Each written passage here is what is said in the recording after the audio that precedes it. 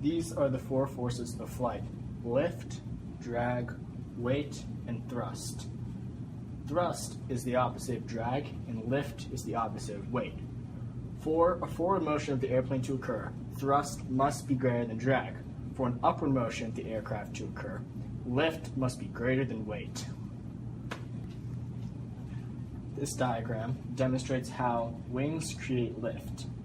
Now, when air flows past the wing is at an angle. This forces much of the air to go under the wing and not as much to go over.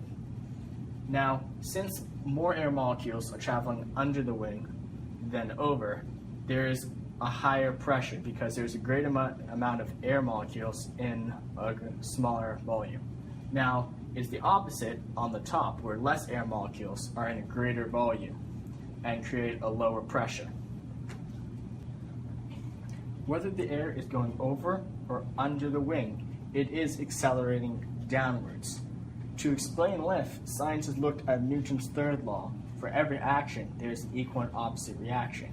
So, the air thrusting downwards is giving off an equal reaction to it going upwards, creating an upward motion for the aircraft. This equation represents the magnitude of lift per unit wing area. The symbol ρ represents air density. CL represents coefficient of lift, and V is equal to speed. Air density can be changed by the elevation of the aircraft itself. The higher the elevation, the lower the density. Speed can be changed by the amount of thrust the aircraft produces. The coefficient of lift can be changed by the angle of attack.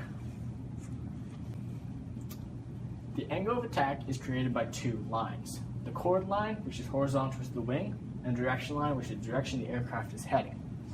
Now, the angle of attack affects the coefficient of lift. As the angle of attack increases, so does the coefficient of lift, until it hits a point. At this point, the coefficient of lift will start to decrease. This point is called stall. Stall is when the angle of attack is too great to create any more lift.